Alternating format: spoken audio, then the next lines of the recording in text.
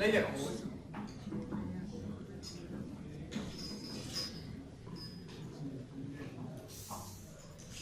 Gauss. Señor Saavedra, ¿quién era Gauss? Nombre de Gauss. Carl Friedrich Gauss. ¿De acuerdo? Considerado el príncipe de las matemáticas. ¿Por qué no el rey? Bueno, ahí se los dejo después, lo hablaremos, no es tema actual. Lo llaman el príncipe de las matemáticas, es un matemático bastante aplicado en realidad. Tuvo unos descubrimientos bastante fuertes, dentro de ellos el intentar o el descubrir cómo intentar confinar la electricidad. ¿Qué es eso? Pues si nosotros tenemos una fuente de campo eléctrico, nosotros sabemos que hay una carga que está emitiendo un campo eléctrico. Ese campo eléctrico es radial. ¿Bien? Si nosotros podíamos, en un determinado momento podemos confinar elementos que son sólidos, incluso elementos que son gaseosos a través de un material, lo que hizo Gauss fue descubrir qué materiales eran los que me servían a mí para poder confinar el campo eléctrico. Recuerden, el campo eléctrico, inicialmente como definición, es la razón de nacimiento de la luz y de la electricidad. Es una transformación de una señal a otra, o de una magnitud a otra. Así que si nosotros podíamos confinar la luz, ya se puede demostrar que se confina la luz, podemos confinar un elemento sólido, podemos confinar un elemento gaseoso y lógico, un elemento líquido, aún al aumento de la presión, pues debería existir un material que pudiese confinar el campo eléctrico. Ese material o ese espejo de las ondas electromagnéticas que aparece por primera vez es un metal. ¿Qué pasaría si nosotros alrededor de esa partícula puntual le colocamos una esfera de metal vacía? Entonces Gauss hizo ese experimento e intentó encerrar y descargar totalmente sus manos y la partícula que está exterior, y la encerró mediante una esfera vacía. Entonces, si el campo eléctrico no puede salir, pero sin embargo se está emitiendo desde aquí, ¿qué le pasa dentro del material? Entonces él descubrió que la mayoría de campo eléctrico viaja desde la carga puntual hasta una determinada pared a través de una densidad de flujo eléctrico. ¿Qué es esa densidad de flujo eléctrico? La llamó D como vector y la puso densidad de flujo eléctrico. Esa densidad de flujo eléctrico, él observó que tenía una relación directa entre la carga que emitía y la carga que recibía. Principal particularidad del descubrimiento, que la carga con la cual generó el campo eléctrico acá, se veía reflejada acá. No es magia, se ve reflejada ahí.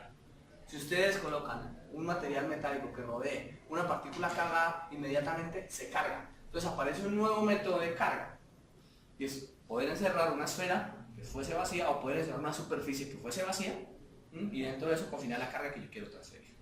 Entonces imagínense esto como un experimento de luz.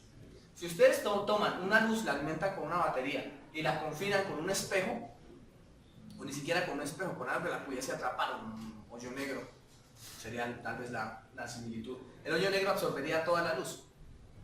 ¿Estamos de acuerdo? Y esa luz se vería reflejada aquí, mediante un voltaje V. Si aquí hay un voltaje V, aquí habría un voltaje menos V para que intentase equilibrar la ecuación.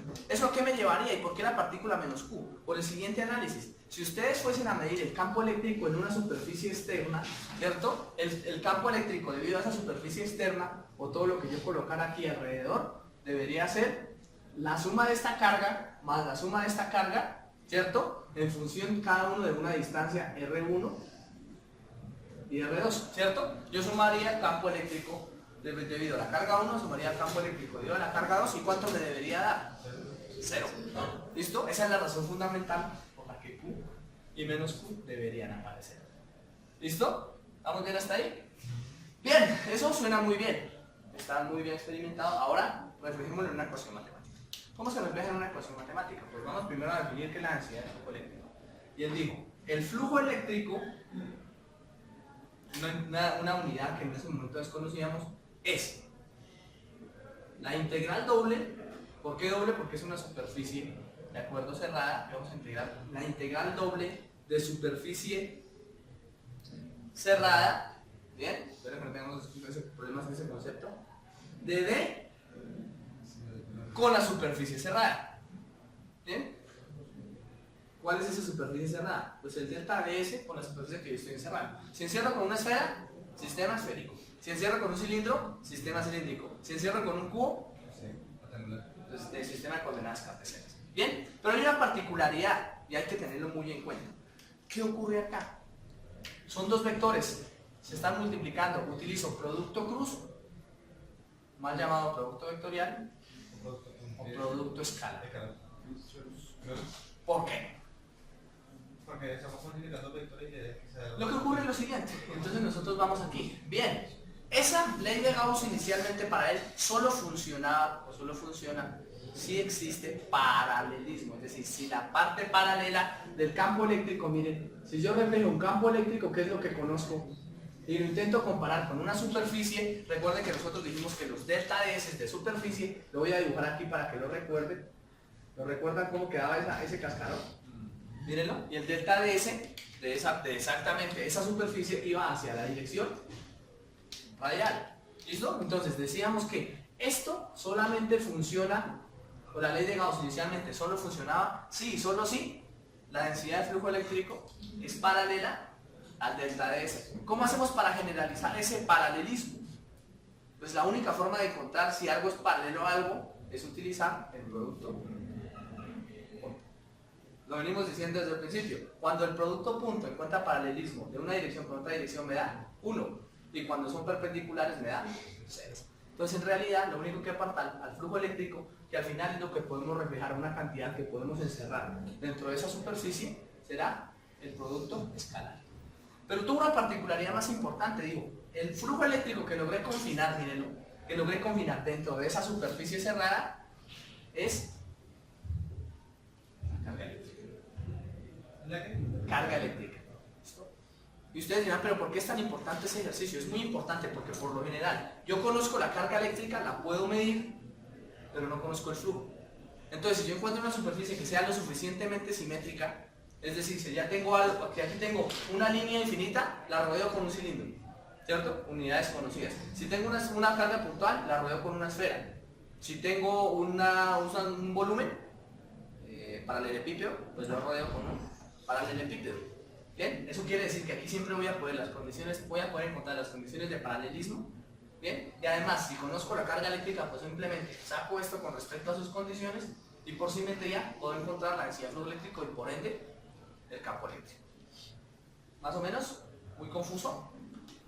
Pues hagamos algún par de ejercicios. Entonces, ¿cuál fue la particularidad importante de esto? Pues al final, que si nosotros logramos que este D sea paralelo e independiente del ds, podríamos sacarlo de la integral. ¿Estamos de acuerdo? Si D no depende del ds, es decir, siempre son simétricos estos dos, lo puedo sacar de la integral. Y si yo saco este de la integral, pues aquí me quedaría nada más. Voy a colocarlo aquí, voy a dejarlo así para que me tenga. Si D no depende del ds, ¿qué pasa? ¿Qué significaría que D no depende del ds? Que D, escúchenme bien, es constante con respecto a la superficie. La forma fácil, pues que lo que le digo, la superficie con la que rodeo sea exactamente igual a la que estoy modelando. Si eso sucede, D puede salir de la integral, de modo tal que la carga debería ser igual a D por la integral cerrada de ds. Y esto es sencillo, ¿no? O incluso podría intentar quitar el producto vectorial. Si son paralelas, ¿cierto? Yo ya dije, es constante la superficie. Son paralelas, entonces cuando haga d.ds me da dds. ¿Listo? Saco el d de la integral. Realizo la integral y me doy cuenta que d por la integral cerrada de superficie del ds de cualquier superficie, ¿qué obtendría? Pues la superficie cerrada, el área superficial. Entonces eso me daría d por el área de la superficie. De modo tal que cuando yo despeje d, esto me va a dar q sobre el área superficial. En magnitud, más no en dirección. La dirección la tendré que sacar por simetría dependiendo del problema, ya lo vamos a hacer a continuación. Esto es un concepto muy importante. ¿Por qué razón? Porque me obliga o me lleva a encontrar una particularidad en el cálculo del campo eléctrico. Y es que observen, el campo eléctrico y la densidad de flujo eléctrico son paralelos. Es decir, D y el campo eléctrico tienen una relación en dirección. Y lógico, su magnitud va a ser diferente, pero en dirección van en la misma dirección. ¿Bien? ¿Cómo lo hizo? ¿Cómo hizo para encontrar la particularidad? La relación entre los dos. Simplemente, pues voy a calcular el D de una carga puntual. Y yo digo, ¿cómo calculo el D de una carga puntual? Pues el D de una carga puntual lo voy a rodear alrededor de una superficie de esfera constante. Y voy a decir que eso es Q sobre. ¿Cuál es el área superficial de una esfera? 4pi por r al cuadrado. Y como sé que son paralelos, van en la dirección radial, ¿cierto? Ahí lo sabemos, van en la dirección radial. Observen esa ecuación. Ahora observen esta ecuación. La definición de campo eléctrico es Q sobre 4pi epsilon sub 0 r cuadrado en la dirección a sub r. ¿Cuál es la diferencia entre las dos? ¿O cuál es la similitud entre las dos? Pues observen que todo aparece a excepción de epsilon sub 0. Es decir, primera condición, D debería tener una relación con el campo eléctrico a través de epsilon sub 0. Pregunta, ¿lo multiplica o lo divide? Acá, ¿lo multiplica o lo divide? Lo multiplica, ¿no? Porque al multiplicar, si yo coloco aquí un epsilon sub 0, pues se cancelaría el epsilon sub 0 y quedaría de inmediatamente. ¿Bien? Entonces, esta es la ecuación fundamental que hace que la ley de Gauss sea importante. Y es que encuentra una relación entre la densidad de flujo eléctrico, que es cuántas líneas pudiesen impactar esa superficie, versus el campo eléctrico. ¿Cómo medir la densidad de flujo eléctrico? Pues supongan que esta es la superficie con la que yo quiero rodear. Y en la vida real yo quiero medir el campo eléctrico. Es diferente si miren, estas tres líneas son las tres líneas de campo eléctrico e impactan esta superficie, ¿cierto? Son menos densas que si impacto con estas 6 en la misma superficie. ¿Listo? Eso es lo que intenta simular esas líneas de flujo que yo les mostraba anteriormente. Entonces la relación entre la cantidad de número de líneas que impactan por cada una de esas superficies, esa delta superficie, me va a decir si la densidad de flujo eléctrico es alta o baja. ¿Vamos bien hasta ahí? Listo, si encontramos esa relación, pues nosotros podríamos decir que directamente calculando D, puedo calcular E. Y eso es una maravilla para nuestros conceptos. Porque si ustedes observaron solamente el ejemplo de la línea infinita de carga donde los cálculos de las integrales son demasiado largas, pues cuando yo intente hacerlo por este método va a ser mucho más sencillo. ¿Qué traería este método? Pues que si yo conozco una simetría, un área superficial de lo que quiero observar, pues voy a obtener inmediatamente el resultado. Ejemplo, vamos a hacer el mismo de la línea infinita de carga, pero por medio de la ley de Gauss. Entonces decíamos que la línea infinita de carga era una línea que estaba, ¿cierto?, orientada en la dirección Z, podría estar en la dirección X en la que ustedes quieran. Y quiero hallar el campo eléctrico en este punto. La línea infinita de carga es un cilindro, razón por la cual pues voy a escoger una superficie o una superficie cilíndrica. Recuerden, por simetría. ¿Qué busca la coordenada cilíndrica? Busca que esto sea simétrico. Ahí encontré la relación de simetría. Bien, eso quiere decir que ahí podría calcular. ¿Hacia qué dirección? Debo conocer con anticipación hacia qué dirección va el campo. Siempre va en la dirección a su rho. ¿La observan? Entonces, lo primero que sé es que el campo de la línea infinita va en la dirección a su rho. Bien, o sea que me quito encima lo demás. ¿Listo? ¿Cuál es la dirección de la superficie o del DS en un sistema de coordenadas cilíndrico? Entonces, el DS en un sistema de coordenadas cilíndrico será, cuidado, el área superficial. ¿Listo? El área superficial. Entonces tendrá 3, ¿no? ¿Cuáles serán esos 3 DS? DS frontal. ¿Me lo recuerdan? DS superior. DS posterior. DS lateral derecho. DS lateral izquierdo y DS inferior. Entonces, si ustedes recuerdan, nosotros teníamos algo así, el pedazo de pastel. Cuando no lo recuerden, hagan el pastel, es más sencillo. Hacen el pastel y encuentran los 6 DS. Bien, esas son las gráficas que me tienen que entregar.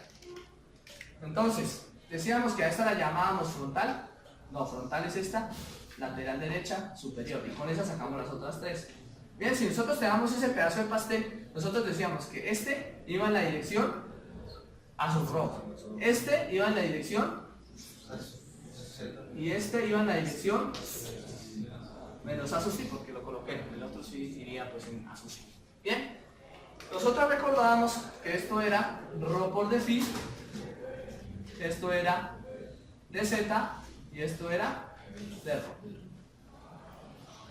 ¿Listo? De modo tal que el delta S que yo llamo frontal sería de rho de z en la dirección menos a sub phi. Delta S superior sería de rho de phi en la dirección delta S lateral derecha, que es el que nos interesa, sería rho de phi de z en la dirección, y los otros tres, los correspondientes o los similares, que sería el posterior de phi de rho de z en la dirección a sub phi, lateral izquierda sería rho de phi de z en la dirección menos a sub rho porque viene entrando, y el delta S lateral izquierda sería, delta S inferior sería rho de phi en la dirección menos a sub z, que son este. ¿Vamos bien hasta ahí? ¿Lo recuerdan? Si nosotros tomáramos el área superficial, tendríamos la suma de las 6 caras, es decir, el delta de S de la superficie cerrada sería delta de S frontal más delta de S posterior más delta de S superior más delta de S inferior más delta de S lateral derecha más delta de S lateral izquierda. Al sumarlo, cada uno de ellos van a tener unas correspondientes direcciones, pero como a mí lo que me interesa es hacer el producto escalar, mírenlo, inmediatamente puedo decir cuál es. Y para mi caso, la carga, que sería igual a la integral doble del campo, que sería E de rho en la dirección a sub rho, ¿cierto? Producto escalar por el delta de S de superficie cerrada, me daría que con todos se cancelan, a excepción de los que van en la dirección a sub rho, que sería este y este. Como el cilindro es completo, el cilindro que voy a tomar a la superficie que voy a rodear es completa y está rodeando por la parte externa, pues solamente tomo la lateral derecha porque no va a tener un radio en la lateral izquierda, ¿de acuerdo? Va a ser muy pequeño. Entonces tomo la más grande. Me va a quedar la integral de rho, ¿listo? A sub rho, producto punto a sub rho, que sería este, rho de phi de z, y coloco los límites. ¿Lo observan? ¿Sí vieron lo que sucedió? Si quieren puedo hacer el procedimiento completo. Lo que pasaría es esto: E de rho en a sub rho, producto escalar, y aquí me va a quedar de rho de z en menos a sub phi, más de rho de z en a sub phi, más todos los que ustedes quieran, los 4 que faltan. Pero cuando yo hago el producto punto, voy a escribir aquí los primeros, voy a escribir el primero aquí, rho de phi de z en la dirección a sub rho, que es el que me interesa, y aquí ustedes ya saben que los correspondientes. Cuando yo haga a sub rho, producto escalar, a sub phi, ¿cuánto me da? 0 porque son perpendiculares. A sub phi, ¿cuánto me da? 0 porque son perpendiculares. Cuando lo hago con a sub rho me da, y por eso solamente sobrevive el a sub rho porque los demás me van a dar 0. Bien, eso es lo que yo llamo constante en la superficie. Eso es lo que yo llamo simétrico. ¿Cuándo es constante la superficie? Pues miren lo que pasa. Esto es E de rho. ¿Lo observan? Solamente depende de rho. Y las constantes contra las que voy a integrar son phi y z. O sea que no hay componente de phi y z en ese E de rho. Lo saco de la integral. Y obtendría que el campo eléctrico debería ser igual a E de rho. ¿Listo? Perdón, D de rho. D de rho. Porque una cosa es E de rho y otra cosa es D de rho. Bien. Por rho, o por la integral de rho de phi y de z. Límites. Power. Límite en fin. Si tenemos el cilindro completo, recuerden lo que dijimos, miren, superficie cerrada. Es decir, el cilindro está completo. 2pi y de 0 a la altura. ¿Cierto? En este caso, bueno, como quiera, lo podemos llamar h, no pasa nada. Y eso me va a quedar d de rho. Y esta integral, ¿qué me da como resultado? El área superficial de un cilindro. Ya lo hicimos, ¿no? El área superficial de un cilindro, ¿cuál es? 2pi rho de la superficial, no de las tapas. Las tapas es pi rho al cuadrado. Y la superficial es 2pi rho por la altura.